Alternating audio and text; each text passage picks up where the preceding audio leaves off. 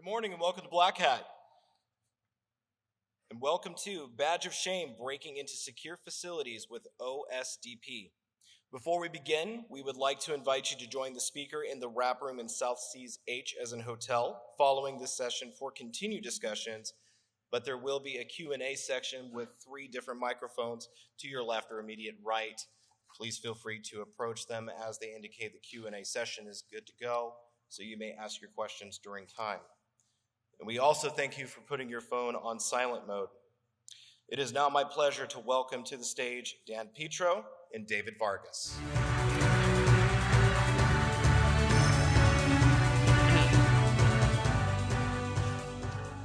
Hey, what's up, Black Hat? So I'm Dan Petro. This is David Vargas.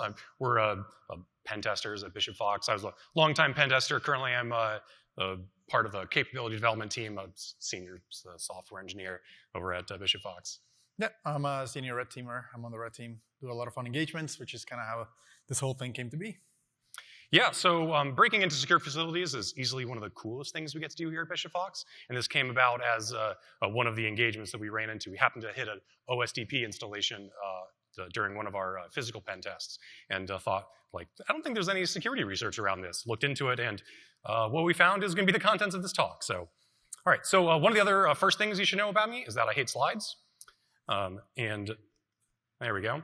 So we got some bespoke free-range slides. These slides were allowed to turn fully around inside of PowerPoint before they were released.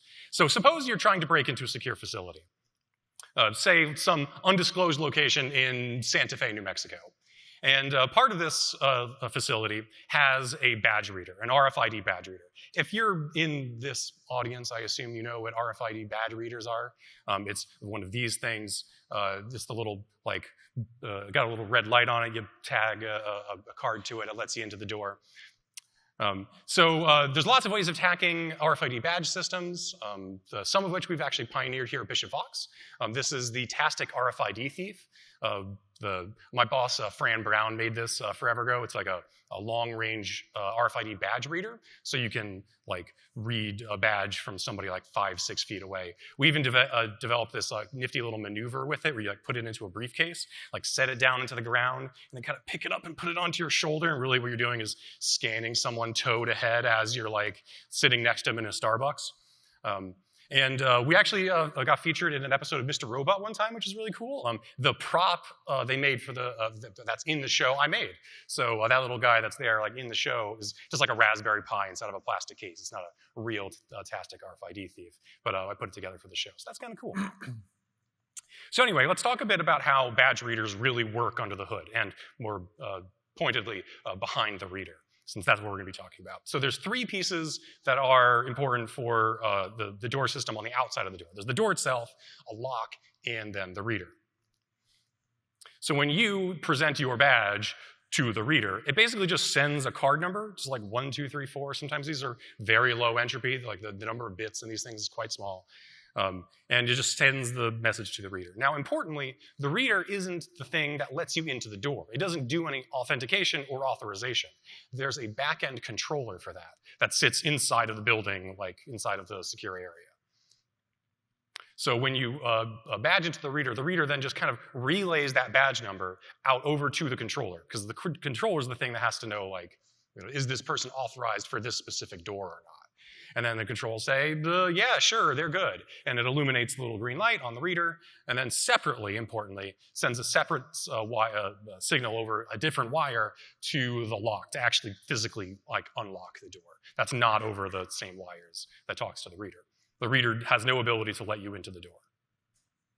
Cool. Okay, so let's talk about what happens behind the scenes. Currently, everything runs over something called Weekend, which is an unencrypted protocol. So what does that mean? There's a device that's been invented called the ESP key that you can actually insert between the reader and the controller.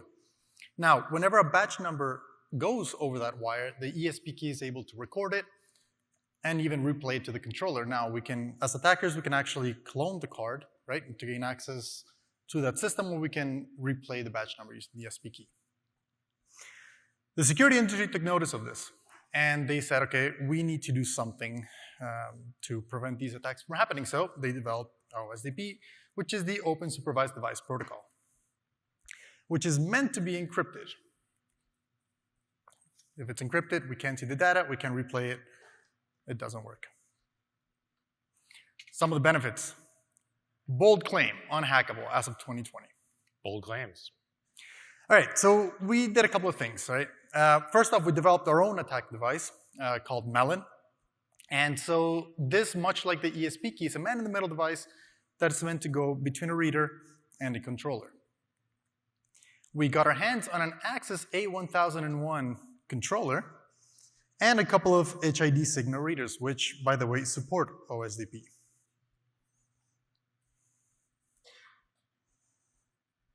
All right, so before I play this, so what's happening here? On the right-hand side of the screen, we see the controller, the reader, and a couple of USB dongles so we can see what's going on the computers. And on the left side of the screen, we see the communication going back and forth. Cool. So that's a problem, right? We actually can see the raw car data. Now, why is that?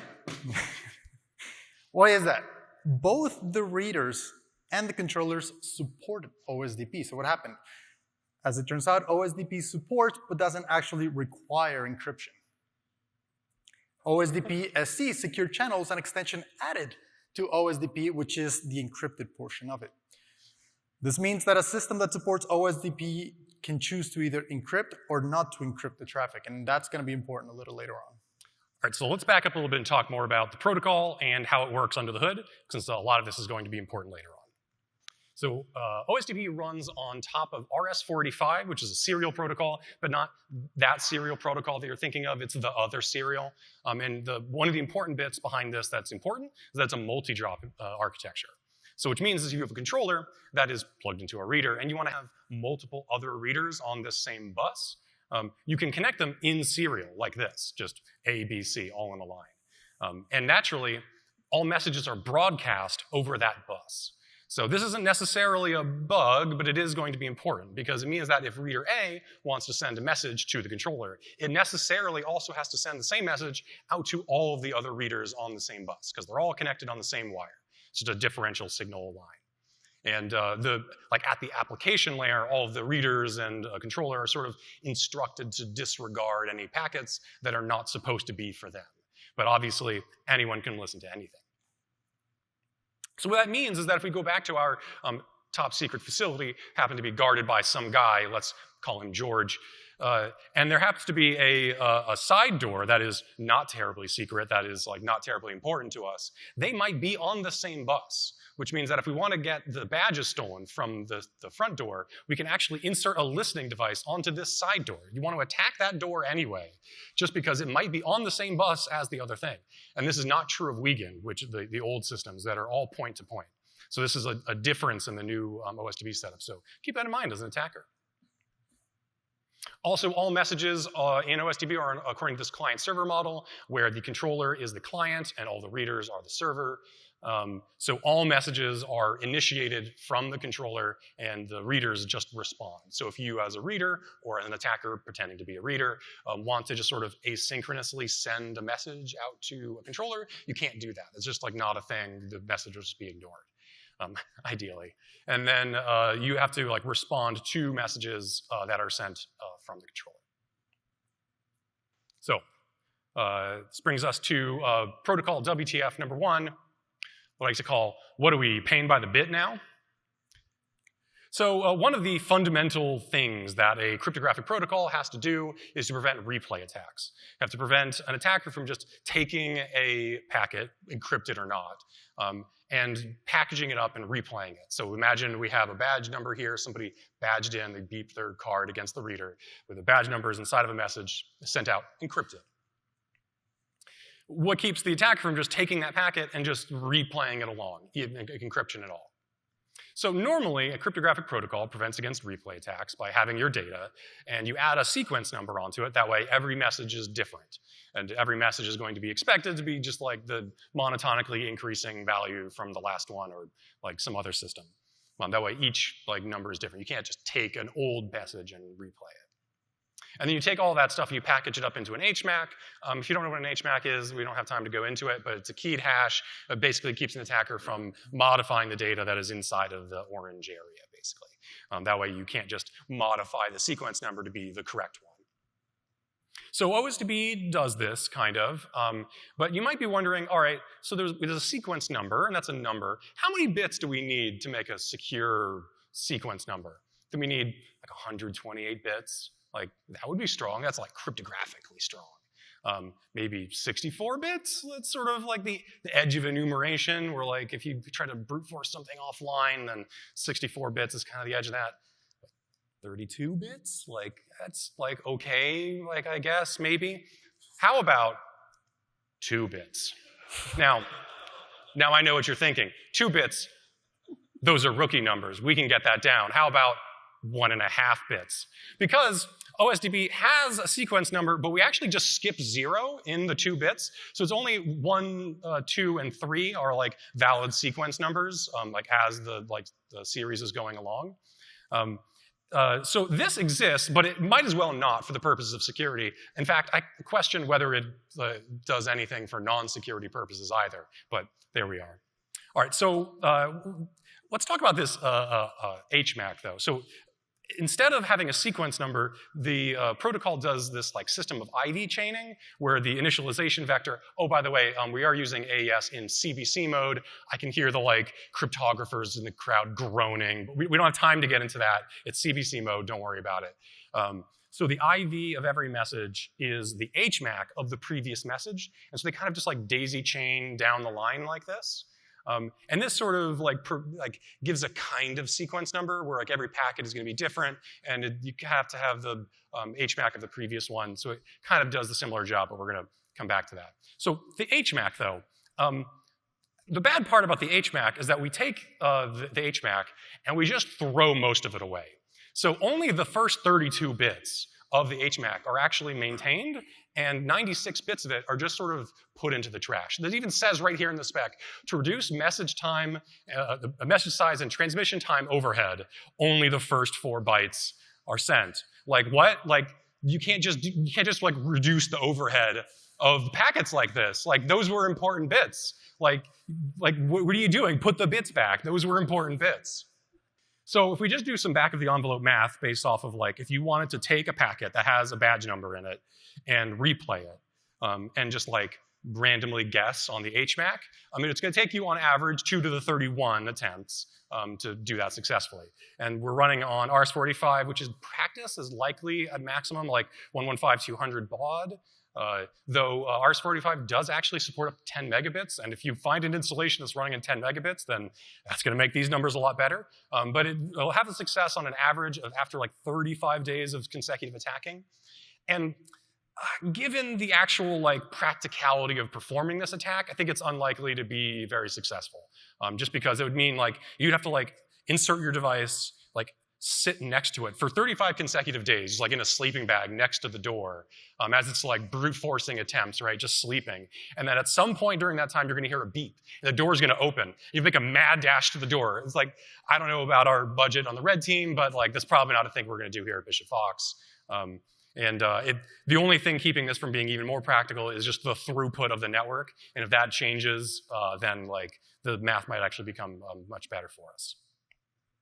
And then lastly on this point is that we have a birthday problem. If you're not familiar with the birthday problem, you should Google it. It's actually really fun. We don't have time to get into it. But basically, if you ask the question, what are the chances that any of these IVs, any 2 of these IVs are the same? Because again, they're only 32 bits. It turns out this actually happens pretty quickly. After about 77,000 packets, you're going to get a collision. And then when that happens, you're just going to loop back around because it's going to be the HMAC of the previous thing. And as long as no new data is being sent, you're just going to be in this kind of like request response loop. Since about in the ballpark of 100 hertz, the controller is going to be polling the reader for like, do you got any badge numbers now? No. Got any badge numbers now? No. It's just going to be the same data back and forth. And this tends to not be like a really big deal in practice, this exact behavior, because once somebody actually does badge in, that's going to break you out of this loop. But just sort of a bad look for a cryptographic protocol to be like looping back around and sending literally the same bits over and over again and reusing IVs, the sort of a thing that lots of other protocols have gotten in pretty big trouble for. So it's kind of a bad look. All right.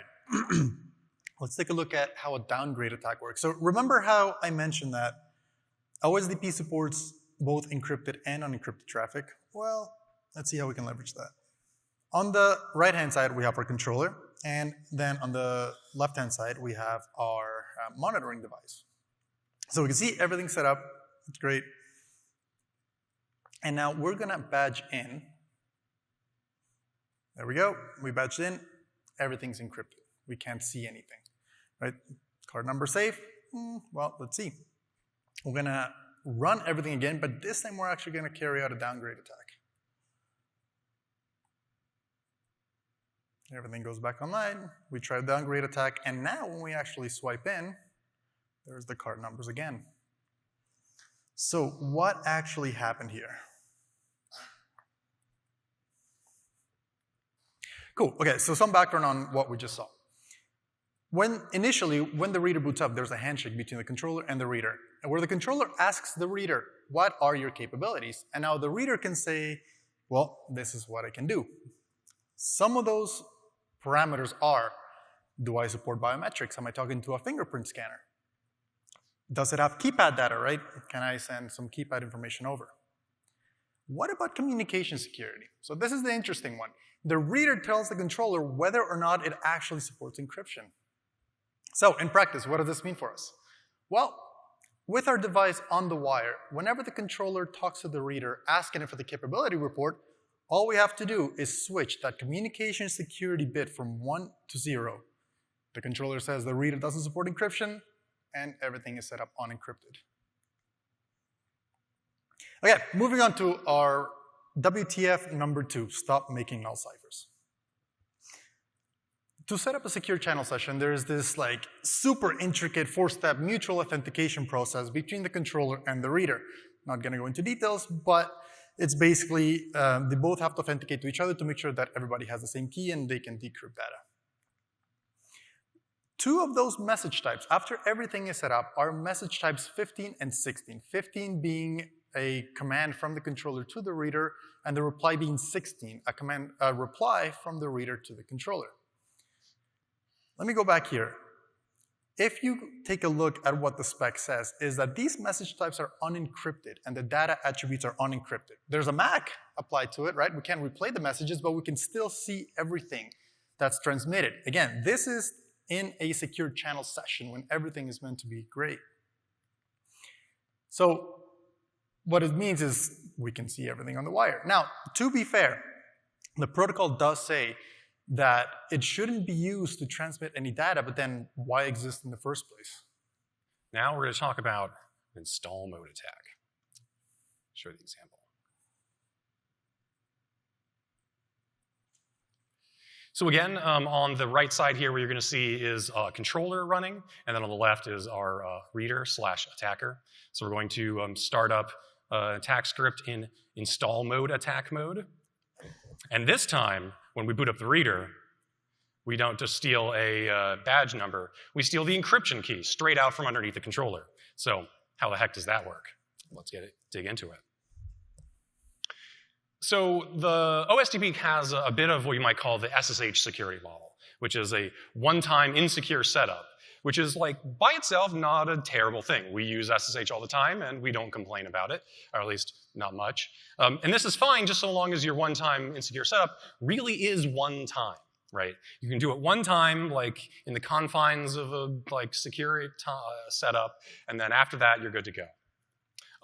And so OSDP has this quasi-official install mode that you can put onto both controllers and readers. I say quasi-official because it's there in the spec, but the exact semantics of how this should operate aren't fully fleshed out. And in practice, how controllers operate and how readers operate can vary wildly.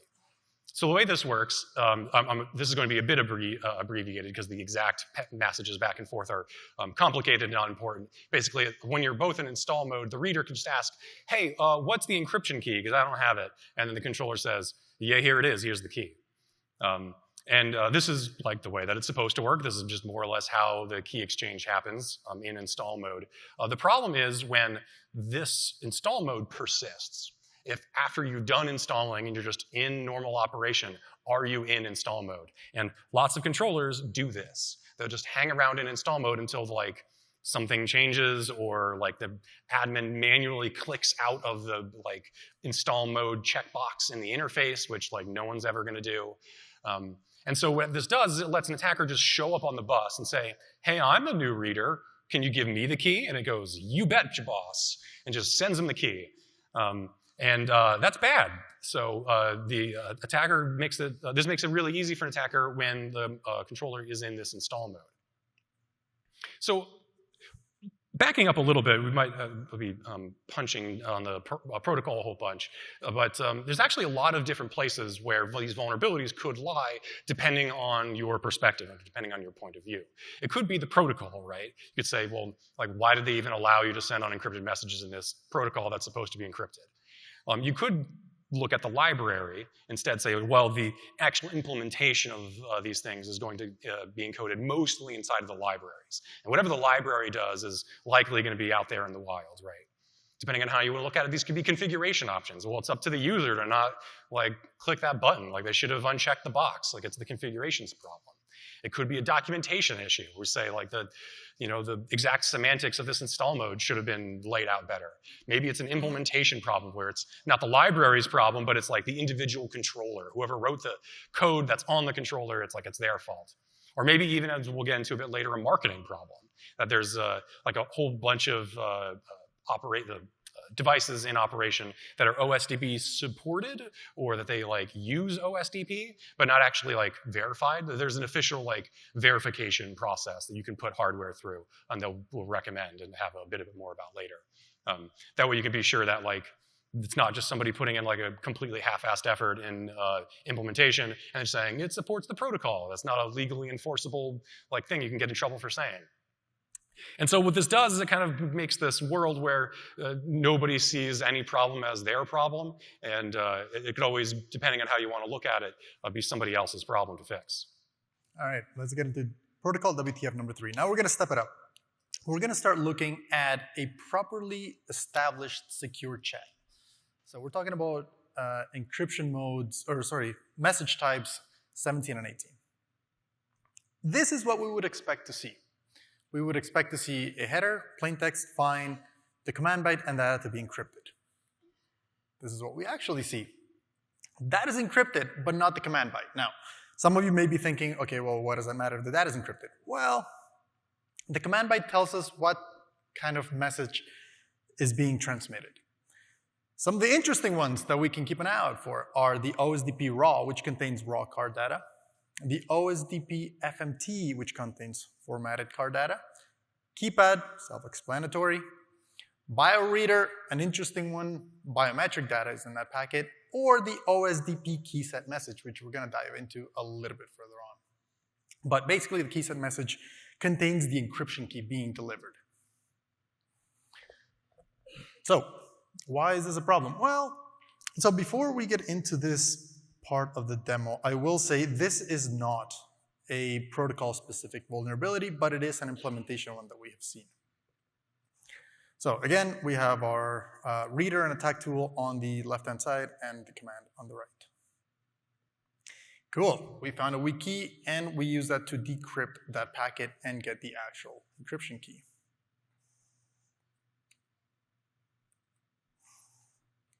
Okay, so what just happened? Again, not protocol specific. That has nothing to do with OSDP. But it's something we've seen in a lot of open source libraries that are being used when implementing OSDP. To step back a little bit, this is kind of the hierarchy of the encryption key. So there used to be a master key stored at the controller. The session base key is derived from that master key, and then the actual encryption key used for the messages derived on the session base key. The new standard of OSDP got rid of the master key And so we just have the session base key and the S encryption key. Now, the protocol now specifies, they actually don't say how we should derive that session base key. And so what we've seen online is a lot of this, a lot of hard-coded keys that are being used by these libraries to basically encrypt, to derive the key that's then used for the encryption. So let's say we capture, through our device, some card data on the wire. Now, we're not saying we're going to brute force the entire 128-bit key space, because that's just impossible. But what we're going to do is we can try a whole bunch of, let's say, nulls. We can try ascending numbers, descending numbers, about 1,000 keys in total. If we actually manage to guess one of the weak keys, well, now we can decrypt the data. All right, this is protocol WTF number 4. Encryption is not magic fairy dust, which very nearly was the title of this entire presentation, by the way. So you might have seen this bold marketing claim earlier. This also happens to say something that says they use 120-bit AES encryption, which is true. Give props for that. The problem, however, is that we only use AES encryption, meaning there's no asymmetric cryptography at all in this entire process. So you might be wondering then, if we only use symmetric encryption, how do we do key exchange, right? Well, dear listener, it's easy. You just send the key. Now, surely that makes cryptographic protocols easy, but like you can't just send the key unencrypted, right? We've thought of that. Instead, we encrypt that key. But now, what do we encrypt that key with? Since we don't have another key, like we're just sending the key, what do we encrypt that key with? Well, we encrypt it with the SEBKD. The SEBKD, of course, is the secure channel base key default. Default meaning that's it. That's the key right there. It's just literally the ASCII bytes for like 0 to F. Like, that's it. Like, that's not how encryption works. Like, you can't just like have like a public key encrypted and say, well, it's encrypted, boss. Like, I get the impression like somebody presented this to their boss and said like, you know, like you can't do that. Like it's unencrypted. They said you have to have it encrypted. We have to check the box that says everything is encrypted. It's like, well, all right, I got an idea. So this brings us to key set capture. So again, we're attacking, and we manage to capture the encryption key. But how do we do it this time? So let's assume that everything is fine, right? A lot of what we've talked about so far can be attributed to misconfigurations, can be attributed to the device not being set up properly, you know, hard-coded keys. So there's an argument that can be made about what if best practices are followed. Well, when if best practices were followed, a lot of us would be out of a job. So this is how the attack would work. Step number 1, insert the listening device. Step number 2, break the reader. Now, how you do this, it's up to you. There's the sneaky way of doing it. Some readers you can actually misconfigure or configure with an NFC app on your phone. You just go up to it, tap it, you can mess with it. Or you can also rip it out of the wall. Whatever you do, we need to break that reader. 3, we need to wait for IT to come replace that reader. And 4, we capture the key set command, which, if you remember, is encrypted with the session-based default key. So in practice, what happens? All right, so let's remember that all this OSDP runs on RS-485, right? So there can be multiple controllers on a bus. So let's say you get to your top secret facility, you want to get in the front door. There's security guards, there's cameras, there's all sorts of protections in place, but there is a back door, and the back door doesn't have the same security. You show up, everything's encrypted, right? Everything's great. You still insert the device, right? You go to the side door, take the reader out, put the device inside. Now you break that reader. You break the reader you're interested in accessing, so the front door.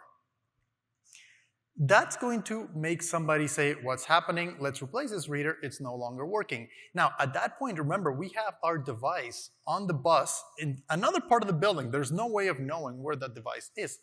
If it's on the same bus, once the handshake happens that delivers that OSDP key set message encrypted with the default key that we now have, well, we can actually then intercept the session base key, and now we have access to that reader while everything else looks like it's fine.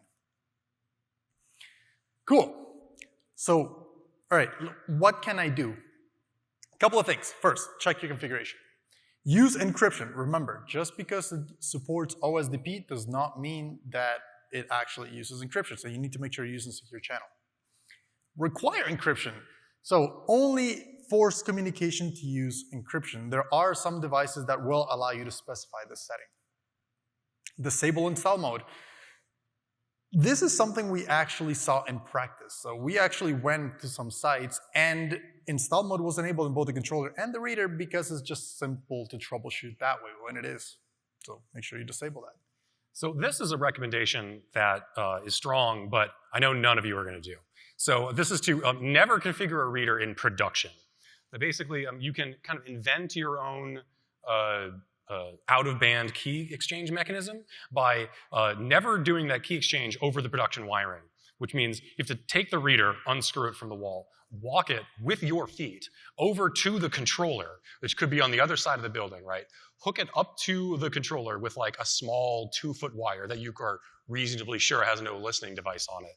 Do the configuration there, take it out of install mode, walk it back to the wall with your feet, and then put it back onto the wall, right? That way you never ever do the key exchange, the installation, over the actual wires in the building. That way you're sure that when you do this initial key exchange that nobody is listening. You have to do this every time a reader has any kind of a hiccup or a problem, and it's going to be massive and a headache, and no one's going to do it. But if you wanted to be super paranoid, one could, in theory, do this. Also, to never ignore tamper alerts. So one of the things that's very likely to happen when performing this attack in practice, like with a real red team or a real attacker, is that you're going to unscrew the reader, and that modern readers have a little tamper alarm button on them. It's literally just a button that's on the back side of the reader. It becomes unpressed when you like take it off from the wall, and it sends a message really quick out over the wires. There's ways of getting around this, but like in practice, I think a lot of people are going to hit the tamper alarm. And certainly bypassing tamper alarms are beyond the scope of what we're trying to talk about here. But don't ignore these alarms. If this just goes into a log file somewhere that somebody notices many months down the road, that's useless. Like, have these things set to some sort of alarm that maybe triggers some other physical security stuff, like a camera, like who knows. Also, buy OSDP verified devices. There's actually an entire like test bench thing that the people who run the protocol, SIA, do that they can like verify devices. It's not going to like make sure that there's no vulnerabilities in or whatever, but at least it verifies that it's using the entire protocol, like the encryption bits. We literally bought this hardware that is now sitting on the floor because we thought that it would support OSDP, and it did technically, but it didn't do the important parts like encryption. So, you know, I'd hate for you to be sitting in the audience thinking like, oh, I'm totally secure, I'm using OSDP, and then turns out it's like not even encrypted at home. So yeah, one of the major takeaways though is to never trust it's encrypted. There's actually a lot of things that can go wrong in a cryptographic protocol, and just because you're using AES 128 doesn't basically mean anything. And that's about it. Thanks a lot. We're gonna do Q&A now, so if you have any questions, feel free to stand up to one of the microphones. Thank you. If you don't want to stand up to one of the microphones, just make sure to shout really loud. I don't know, how about you over here? Hi. Just a quick question about, you cover everything from the wire perspective and how to protect that side. But how about when people buy those flipper devices that can run Python scripts and simulate multiple or brute force like multiple times the number of beds, and how can you prevent that perspective as well? Yeah, so I think that's more like attacking, like you're talking about one of those devices that like tries to brute force the badge numbers to the reader. Yeah. So this doesn't really, that's sort of like using OSDP on, I don't know, some feedback. Our research doesn't really affect that at all, I guess. There are some devices, like some readers, that try to prevent that brute force mechanism, basically to say like only let somebody badge in once per 5 seconds or something like that. In order to talk, if you're at the point where you can talk over the OSDP protocol behind the scenes, then you could just replay a badge. Like there's no point, like doing that same attack from the wiring perspective is kind of irrelevant. All right, thank you. Sure. We're here. Yeah, so one of the things, the attacks was forcing one of those devices offline or break it. Is there any capability of the device interfering with that broadcast communication to make a device look like it failed so you don't have to destroy the device? So there are a couple of ways. You can spam the bus and you can spam the device. So there is a busy signal, I believe, that you can send. We haven't messed around with it, but there are ways to, break that reader actually on the wire, Yeah, basically any way you can take the reader offline is fine. It doesn't have to break it. Like if you manage to factory reset it, that works. Just basically something that makes the IT come back and reset up the reader. In the middle. Hey, thanks for the talk. This is great. You mentioned at the end here, you were like, oh, you need to have access to the readers, but surely you just need access to the wire. Yeah. Like why the reader specifically? And then my other question was that for the downgrade attack, one of the readers will say hey, I don't do encryption, or I do a vulnerable version of encryption. What is the traffic to that reader then? Does it impact any of the other readers? Does it downgrade other readers or only that specific one? Yeah, so answering in reverse order. For the downgrade attack, it might be implementation specific. So it comes with the answer comes with an asterisk that says, who knows? It's up to the vendor to decide those kinds of behaviors. But at least from what I've seen, it's per reader controller pair. So one reader might be encrypted and one might not be, and they're all just sent over the same bus, as long as they're on the same physical bus. The controllers are perfectly happy in a scenario like that, as long as they're not they don't care about being encrypted. And as for accessing the wires, that is true that in theory you don't really need access to a reader, you just need access to the wires. Though in practice, the wires are not likely to be just laying on the ground on the outside of the building. They're usually behind the wall. And the easiest way to get access to them is to find a reader, unscrew it, unhinge it a little bit, and then access the wires right there. But yeah, if you happen to find the wires just hanging around a building or whatever, if that's how they installed it, then knock yourself out. You can just go right there. Thank you. Over here. Is there any not easy, but is there a way to detect the listening device that are on the wire? Can you go after the controller for a specific set of devices that are authorized? And, any way to detect it if there's, we're in a geographically dispersed setup with ours, so it'd be easier to probably find some of the less traveled or less busy places. If they could stick something, any way to do that? I'm not aware of any Does it give off any signatures or? No, nothing like that. Yeah, basically the only authentication that happens, if you even want to call it that, is the key exchange mechanism. Basically, it's the controller that authenticates to the reader in a sense by sending a key, but nobody really knows who they're talking to. They just get a key and then they start talking. There's not any authentication, certainly not mutual authentication. There's no certificates or anything like that involved. So physically finding it is probably the only Yeah, way physically finding it and physically finding a listening device is just going to be on a large attack surface, a large building.